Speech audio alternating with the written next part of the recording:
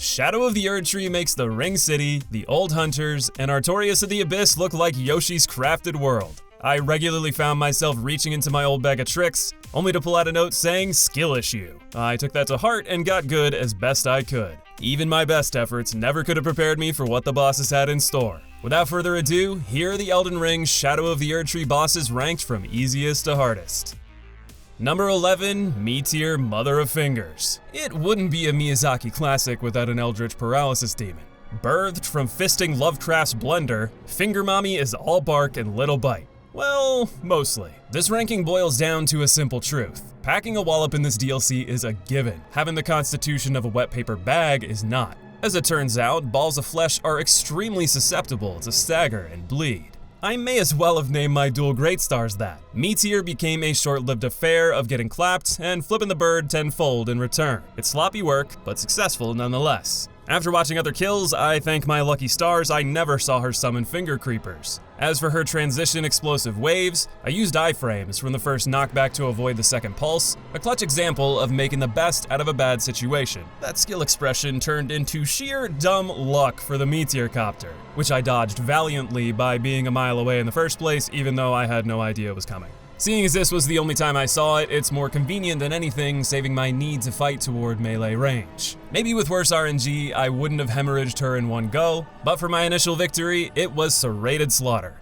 Number 10, Scadutree Avatar. Schmoovin' more like. Watching a wilted sunflower slingshot itself back and forth across the arena is a sight to behold. The kit that lies between botanist bumper cars and flashbang eruptions is much more tame. Lots of standard sweeps, slams, with a bushel of bloody thorns mixed in. It was some kind of poetic justice after bleeding the whole game that my build had no effect, while the sunflower sucked me dry. Thankfully the build-up is modest, striking a fair balance with moderate damage across the board. I am equally grateful that the thorns forego persistent hitboxes. Amidst them, there's safe spots you can use to avoid them altogether, often within melee range of the Avatar's stem. Speaking of, you've likely noticed that I went for the root of the problem. The strategic trade-off is the wilted stalk takes far less damage compared to hitting the flower. I appreciate the choice to go for tighter, more risky attack windows, or to slowly saw the stalk until you yell timber. You could make an argument this is easier than Metyr, but I'd say the endurance factor of its many phases increase the error margin well beyond Metyr's quickly shattered glass cannon. Number 9, Divine Beast, Dancing Lion. Dancing with the Divine Beast is much like a real lion dance. A frantic waltz you chaotically abide in the hopes of finding good fortune. In this case, an opening to cut the parade short. Learning the cues to different steps, like how different rear backs and mouth movements tell which combo route will follow, is vital to weathering the elemental storm. If you can hoist the metaphorical umbrella long enough, you'll find Lion has some of the most forgiving downtime on today's list. An example is the grab, cued by 2 loud snaps of his jaw. A very distinct tell with a meaningful opening if dodged, yet it's similar enough to other tells you'd be forgiven for treating it like any other chomp. If you do get hit, as a bonus to treating you like a piece of bubblegum, you're left with red sparks swirling around you. If you heal while these are active, the boss will share in your boosted vitality. One single move has such a wide swing in determining the flow of battle. There are plenty more to tango with, all of which are augmented by 3 elements. Lightning shoots ranged bolts and calls down Fortisac-style delayed AoEs. These are troublesome as they tighten dodge windows and shorten downtime available to counter. Fortunately, his elemental cycling is time-based, not damage-based, so if you struggle with lightning like I did, you can just wait it out. There is at least time to attack after he throws 2 bolts at you, but he primarily did this when I was out of attack range. Ice is next, which focuses more on getting close to you to blast you with ice AoEs. My favorite is the Hoarfrost Stomp, a cheeky nod to the early days of stomping the game with it. If you can jump or roll through the after effects, it's much easier to get attacks in here. His wind phase was short-lived, seemingly adding wind after effects to his attacks that made dodge timing tighter, in addition to a few ranged wind blasts. Later on, you can find a copy in the overworld that allows usage of Torrent, which didn't really help. The design centers on quickly closing the gap to you, so Torrent's motion was more burden than boon. That's ignoring the lion's massive hitboxes that Torrent can't withstand. So you didn't really gain anything of value, and the cost of your added flexibility is a new element, Death Blight. All that elemental bluster now stacks Blight, in addition to a horde of basilisks he calls down. I hope whoever came up with this steps on a Lego. I solved it by running around like a coward until the blighted coast was clear. While the Lion has potent moments, the strong tells and elemental phases with distinct weaknesses make this an easier fight to master than most, suppressing him just below the average.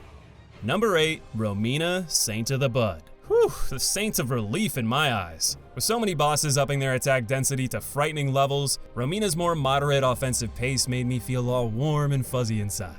Her attacks are all 2 to 3 hit combos at most, with generous downtime in between. She makes up for this by bending in and out of range during attacks, and having long windups that demand careful attention to the inevitable delivery. These long windups are something I've bemoaned in the past, but I have to admit, with Elden Ring's faster tools, these are perfect openings for the adept strategist. Me, go unga bunga and hope for the best. I jest. In reality, I accept that trading damage, even foolishly, is a fine pursuit as long as my last pixel of HP remains. That made jousts between Romina and I thrilling, with each exchange bouncing back and forth in favor. Another aspect of her design adding depth is how strongly she rewards positioning. Her butterfly AoEs, for example, shoot at a particular angle, leaving openings in the empty space. If you can predict where this will be based on her motion, you're rewarded for keen observation. Perhaps my favorite aspect of her design is how little her body becomes a hitbox. If her slightest move knocked you to your knees, this fight would have been dreadful. Instead, only active attacks inflict damage, allowing you to pressure her without what feels like an unfair penalty.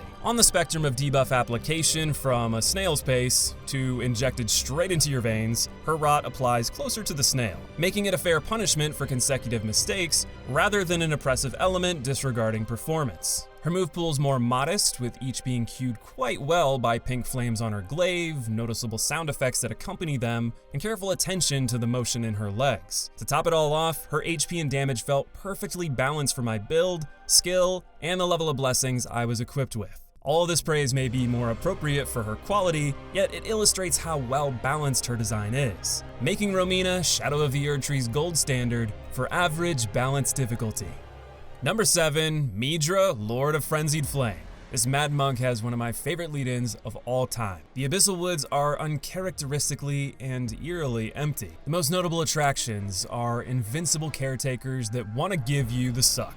This sequence builds masterful tension and terror as you make your way to Midra's lair. What awaits is a feeble man hardly worth your time. That is, until he unsheaths his own skeleton to wield it as a barbed greatsword, leaving behind a husk fueled purely by madness. His jaw-dropping transformation sets a grotesque stage with a battle that lives up to it. Like Romina, it's centered around madness buildup and does so at a modest pace, making it feel less oppressive. There's also a balanced mixture of melee attacks and frenzy spells. The flexible range of Midra's kit makes it so you're never truly safe though, with heavy range on spells, arena-wide gap closers, and lengthy combos. Similar to Romina once again, the long draw of many attacks emphasizes sneaking in hits where possible, while the frenzy spells encourage careful positioning. This is key more than ever when he blows his load at half HP. Now his attacks become truly mad, firing off madness with more fervor and frequency. What was once a small splash becomes persisting comet chartreuse. Between these spells and blade attacks now being imbued with Frenzied Flame, the build-up for mistakes does start to become oppressive. Yet the thread from Phase 1 continues. The rhythmic yet chaotic attacks have reasonable downtime mid-animation and during their recovery. His HP and damage is on the moderate end, especially if you've been counting your blessings. I killed him on my second attempt when I hadn't even scratched the surface of mastering his kit. Once again, it came down to aggressive gambits that pushed the limits of my HP bar and recovery. It felt thematically intense, as if I needed to quash Midra's flame before the overflowing frenzy grew to an uncontrollable blaze. It was tough, but the Inferno is a mere birthday candle in the wake of what's to come. Number 6, Bayle the Dread. This fight distills the awe Midra holds in his transformation into a full-length spectacle. If the combat itself is an evolution of anything, it's the heavyweight champion of dragons, Dark Eater Metyr. They share a lot of similarities. Flame sprays under center, reared tells into tackling chomps, or rears into wombo combos, tail slaps for booty smackers, the works. Bale shares Metyr's cranial weakness as well. Each attack leaves a brief respite to wall up the noggin. Where Bale ups the ante over his Ring City predecessor is the speed at which this all plays out. His pauses between attacks are shorter than Metyr's, requiring you to be much more deliberate about where you dodge. Your goal is always to best position yourself to counter in the small windows available. Making these smaller than Metyr is intense, yet fairly balanced with the strengths of different builds in mind. I will admit that I personally struggled to adapt to his speed and settled for being a crotch goblin. I also felt that Metyr and Bale were equally aggressive, but while Bale's downtime is shorter, his animations were longer to compensate. With proper positioning, this avails higher skill ceiling openings. Not only do longer windups offer sneaky attack opportunities, it makes it more forgiving to heal. With both of these in tandem, I'd consider him slightly easier than Metyr, but still a respectable challenge well above Elden Ring's average. Unless you summon Egon. The man shouting curses provokes Bale's attention so well, you get an all-day access pass to that ass. Number 5, Putrescent Knight. If there's any boss that had a similar pass to my hindquarters, it was this horse and buggy. This was by far the boss I was the most dog water at dodging. If you cringed watching me roll backward 100 times against the promised consort, then I'd better hide my hard drive full of embarrassing lowlights against this knight. In reality, I have no shame. Sometimes a boss is gonna have your number, and as long as I got the better of him on one of those calls, that's all I need. What I found so difficult were the strange sways and wiggles that accompanied the attacks. I just could not find a comfortable rhythm, and as I failed, Frostbite nailed in my shortcomings. Like others before him, it doesn't stack fast, but if you're struggling like me, it's a cherry on top of an already dire situation. Putrescent's high mobility gave him greater control over the pace of battle, lengthy combos with little to no viable openings increased the error margin, and on top of all of that, I couldn't successfully figure out what I could jump and what I could dodge. I'm aggressive to a fault in these games. I tend to struggle when bosses force me solely to fight on their terms. Even more so when I'm unable to read their tells. As I said at the outset of the video, this is what we like to call a bona fide skill issue. Looking back at my attempts, it's far more apparent from the sidelines how many openings there actually are. I just sucked at finding them in real time. I am very curious how you all found the difficulty of Putrescent. For me, he edges out some worthy contenders for a top 5 spot, surely by how well he exploited my weaknesses as a player. Number 4, Commander Gaius. Oh, finally! A big field. I've been waiting for a battle that truly makes use of Torrent, a real jousting match. Or not. The best thing about Gaius is his armor set. It makes me wide. Almost as wide as the Warthog charge that has active damage frames longer and wider than the damn arena. It's frustrating because the tell is as clear as day. I feel like I'm dodging it right, but I still get wrecked. By the time I defeated him, I gave up. I just ate the charge at the beginning and accepted it as an entry fee. At least his damage scaled well at this point with my blessings, and defeating him gives you a whopping 5 fragments for your trouble. Thing is, I wish Torrent had gotten some shadow scaling himself, because he is outclassed to the point of being useless. Well, almost. He's still great for quickly repositioning in a pinch. This is editing demod. Turns out Torrent does get scaling from the revered ashes. The change was just so small, I didn't notice. When Gaius is up close doing single attacks with generous downtime, you're chillin'. When he starts layering in tracking gravity magic to hassle you during it, things get a lot more tricky. The far-moving nature of a lot of these attacks moves him out of your range, which, you guessed it, means he'll be charging back in.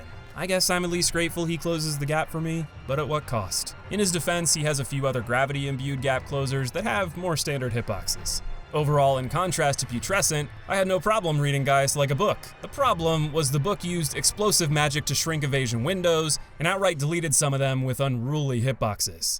For that, Gaius charges his way near the top 3. Number 3, Rellana, Twin Moon Knight. This is where difficulty really surges upward, if we're using first-time deaths as a measuring stick. While they had their moments, most of the previous entries were one-shots or a few deaths at most. Rellana killed me 16 times. Now we're talking. I stumbled into her arena with confidence, only a handful of fragments to my name, and thought surely we're in for nothing more than a Margit. Something that gently, at least by Miyazaki's standards, introduces you to an up-ante and asks you to explore more. No amount of exploration could have prepared me for the child of Pontiff Sullivan and Dancer of the Boreal Valley on steroids. Dancer is the most apt comparison in name, as Rellana employs a flow of blows that are hard to predict. She can route her combos in so many different ways, with no clear way to distinguish when they're over. You have to pay careful attention to her many postures and memorize which attacks she can unleash out of those positions. The scary thing is determining whether she'll attack or not, or finding a long enough animation to attack in between, is often your best window. If you attack when she's idle, she loves to leap 180 degrees behind you and counter. This can lead into a full new combo, which I've seen go as high as 7 hits. Between the blows, you'll have to manage varying speeds of attack, throwing off your own rhythm, which, frankly, I never found one. My best attempts came when I decided stepping on her feet was the right option. She's gonna hit me, fine, I'll make sure I hit back harder. Those trades of damage are viable at the start, and then that goes out the window once she ignites her blades. Her damage output skyrockets, making tanking far less viable. And just when you think victory is in hand, you get got by the moondrops unless you had the foresight to leap sight unseen. All of this said, I enjoyed the dance. Even if it was difficult to predict her movements, enough reps saw me getting more and more comfortable with what she'd throw out of each stance, or at the very least, adept at understanding which attacks I could greed my own damage on. When I returned to face her in my second playthrough, I found that paid off. I was far more successful at evasion and found her more on the ropes than myself. That's not to say sometimes she doesn't get the better of me. I imagine her difficulty will stand the test of time, and it's more than enough to earn her top 3 honors today.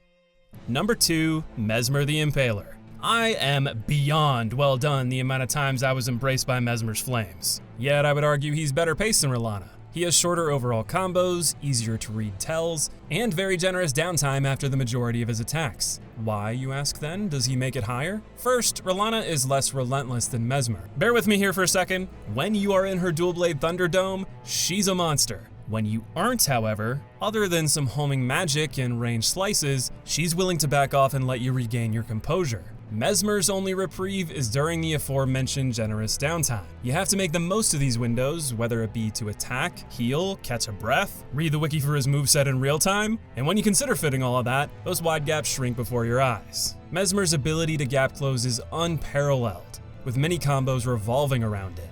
In fact, the second phase's entire shtick is riding a serpent like a bullet train into your asshole. What I'm really getting to here is the one move that brings my frustration to a magma red boil. His suck-in and venomous wombo combo has very little wind-up and great range. Whenever I got caught, I got obliterated.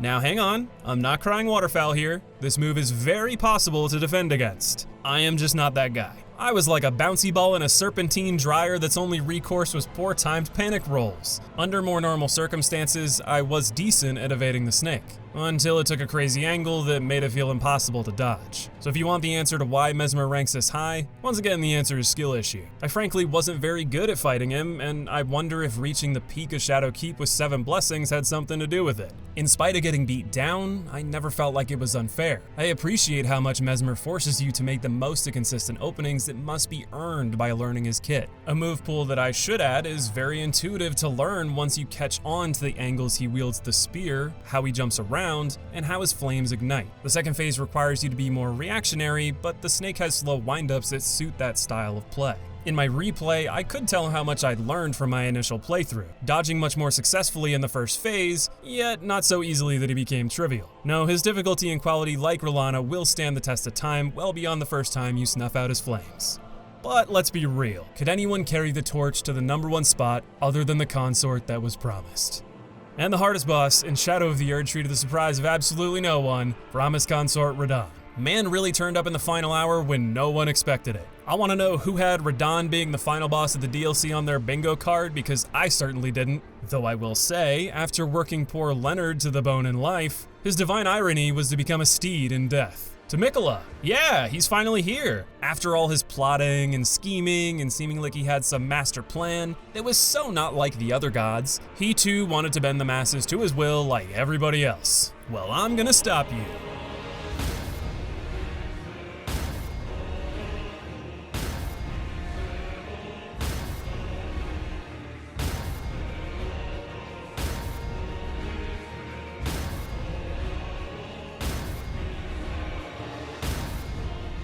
And that's about how it went. Everyone wanted to know what Prime Radahn would have been like. And just as his evenly matched battle with Malenia in the lore suggested, the answer is a juggernaut of difficulty. At least when he receives help from the aforementioned magic spammer.